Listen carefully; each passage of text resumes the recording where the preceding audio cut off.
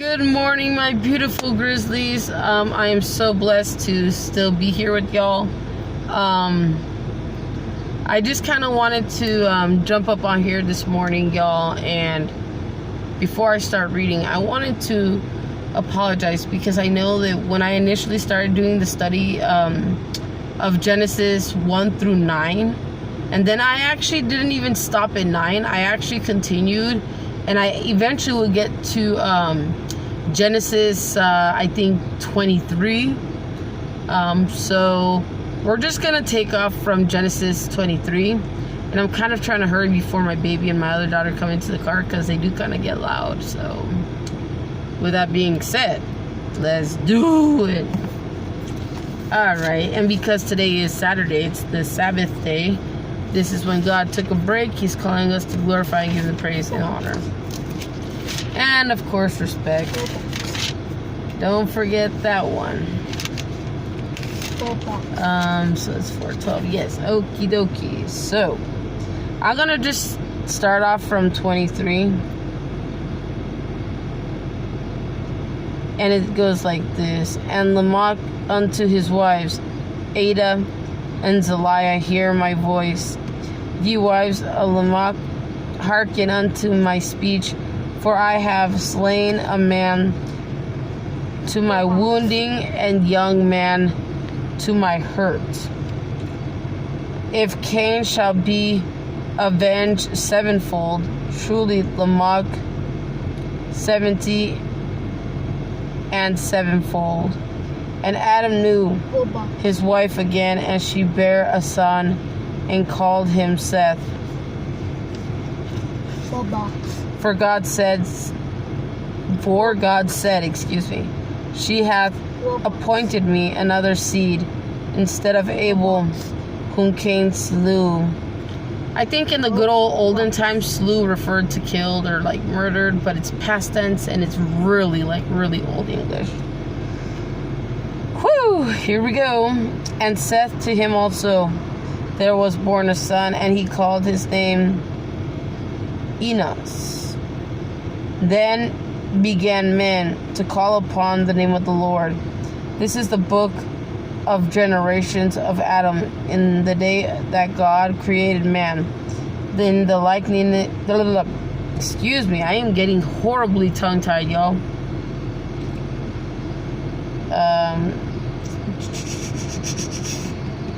In the likeness of God made he him.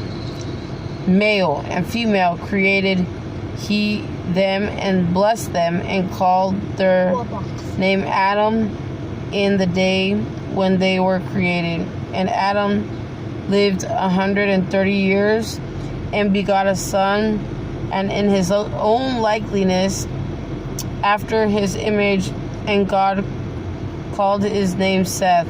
And the days of Adam after he begotten Seth were 800 years, and he begot sons and daughters. Oh, thank you. So that basically is a nice way of saying he had sons and daughters, not just sons, but the first son was Seth. Going up. We are on page 7, Genesis 5:32. And I'm going to read 3 more. Like, y'all, I always do this. The chapter is quite long, so I'm kind of trying to figure out the pinpoints that I can make the most impact with, but I feel like a lot of y'all had to hear that. I don't know why in the spirit I'm feeling like so many of you needed that supreme understanding from Genesis 1 through 23, and we've gotten through that. It talks about Cain and how Cain killed his brother Abel, and how Adam and Eve ate of the forbidden tree and all that good stuff. Can you give me a suggestion? Oh, I need this way. Yeah. And so let's continue so that I can get a wrap here, guys, because I got to start driving in a few minutes, so I got to kind of speed things up. And so this is page 7, Genesis 5:32, and it goes like this. And all the days that Adam lived were 930 years, and he died. And Seth lived 105 years, and begot Enos. And Seth lived after he begot Enos 807 years, and begot sons and daughters. And all the days of Seth were 912 years, and then he died. And Enos lived 90 years and begot Canaan. And Enos lived, and he begot Canaan 815 years.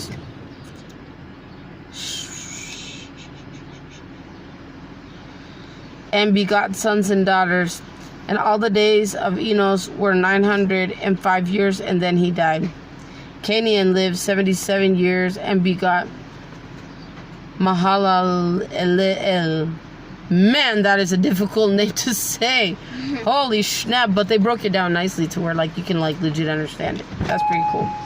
I am on page 7, 532, and this is number 14. And all the days of Canaan were 910 years, and he died. And then this was the one that I like winged it to pronounce. And Mahalaleel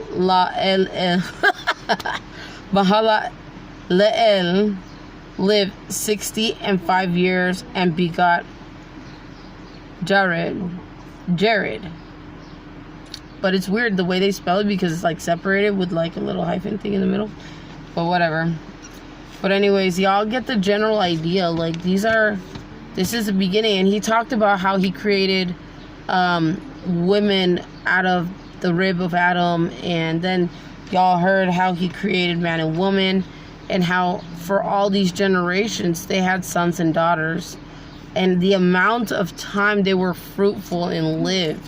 I believe that that's what this chapter is kind of, dissecting more or less. But I am going to kind of,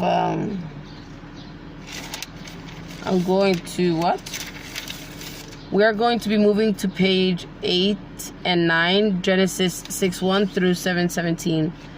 And that's for you wonderful folks there who struggle to understand how to adequately turn to the pages in the Bible. Like, y'all, I'll tell you, when I first came to the Father, like, I was, like, with a very difficult understanding of, like, there's Genesis, and then there's the page, right?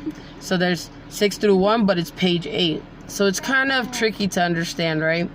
But once you get it, and you're good. Like, you finally will understand. But so that y'all can see, I don't know if y'all can see that. Is Genesis. I just showed you that one. And then there's this side as well. I'm not asking you to try to read that off of the screen. Absolutely not. That's what I'm here for. I will read it to y'all. But what I do ask for you guys, or of you guys rather, is that if you study the Bible regularly and if you have advanced, that you kind of be patient and let the other sons and daughters who are coming to the Father, who are trying to gain that understanding, give them some time so they can kind of understand more or less how to turn the pages, how to understand the books of the Bible, and we kind of go book by book, but there are specific scriptures. Y'all, I'll tell you this crazy experience before I hang up or end this vlog rather. So yesterday, my kids were fighting, right? In the early morning hours, which was just haywire. And so I corrected them gracefully. I was kind of mad myself because I'm like, why y'all fighting? Like y'all shouldn't be doing that.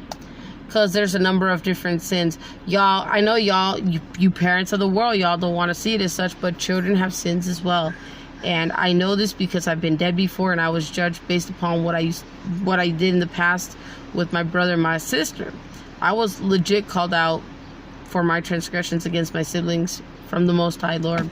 And so this is like a stern warning to you parents. Don't allow your children to be fighting with each other because they are doing transgressions to each other, meaning the cursing each other out, stealing each other's things, going back and forth. That is not only a demon of anger and of separation, but it's a generational curse that one generation of parents can put onto the next generation of children, and it can go up to 4 generations, y'all. So your kids, their kids, and then their kids after that. So it's so important to raise up your sons and daughters to know that not to transgress and fight with their brothers and sisters, or to take their things, even if it's so dumb as clothes. Hey, mom, so and so took my shirt, took my hoodie, took my makeup, my man spray, whatever it is, for the men out there, for the young guys, whatever. So it's so important not to allow them to fight like that, because what's going to happen is that if something does eventually happen, the Most High King of Kings, who is in heaven, is going to call them out. And I know from experience, I've been dead before, and I'm so graciously blessed, and I'm thankful to the Lord that He gave me another opportunity to live my life with my family. And I can speak of experience, y'all. You guys do not want to do that. Please don't. I know, trust me, I'm gonna go there. I know your brothers and sisters drive you mad, but the thing is that in the 10 Commandments, it says to honor and respect your father and mother for all their days.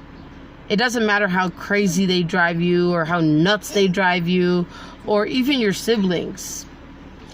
We're called to stand up and be apart from the rest of the world. We're not called to fit in. We're not called to do the cool thing. We are called to stand up, stand out, and rise above. And that's what doing kingdom work looks like, and yeah, you really do find your inner peace with the Father, and you become one with Him. And it's not about going to church every weekend.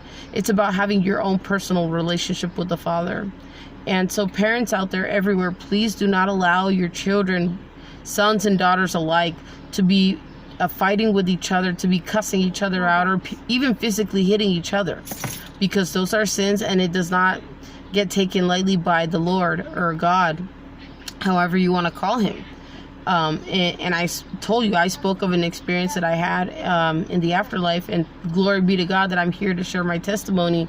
But y'all really got to take heed to what I'm saying, and don't allow your kids to be fighting, but step in and let that divine intervention intercede within you, and you intercede whatever argument is going on amongst your children. And that's how it should be. You guys should never allow kids to fight and be misguided and misconstrued and things like that. It's just not what we're called to do, y'all. And it's, I know a lot of y'all have a fixed perception about the Bible and what have you, but really the truth is that it's the truth, the way, and the life. It's a manuscript for literally our entire life. It talks about depression. It talks about anxiety. It talks about fear. It talks about all of that. It's not just the good old stories from when God and His wonderful people were around. No, it gives you divine guidance for the rest of your breathing days. So please take heed to what I'm saying. As today is the holy Sabbath day, respect and honor that. Really, truthfully, y'all should have had your meals prepared since Thursday and Friday actually, so that today y'all could have been staying home chilling and glorifying the Father, and then going to church.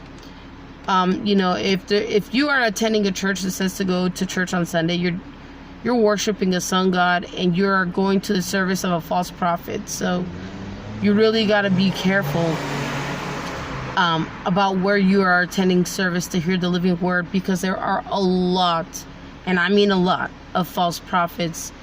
And when the Father comes back this time, He's coming with fire. He ain't coming like in the time of Noah, where He created a massive flood.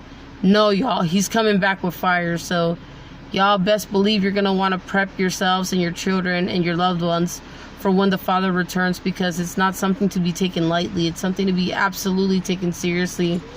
And to my prodigal brothers and sisters who are stuck in the world still, y'all, your time is coming. So y'all ain't gonna be too much longer stuck in the world. Understand that. Somebody is gonna divinely intercede in your life, and that's gonna be your calling from that point forward. But with that being said, y'all, I do gotta start driving. I adore you all. Thank you, Grizzlies, for hearing me out. I apologize that I had to cut the study a little bit short, but again, my kiddos are here, and I don't want them to be all woo, you know what I mean? So with that being said, I adore you, Grizzlies, and I'm out.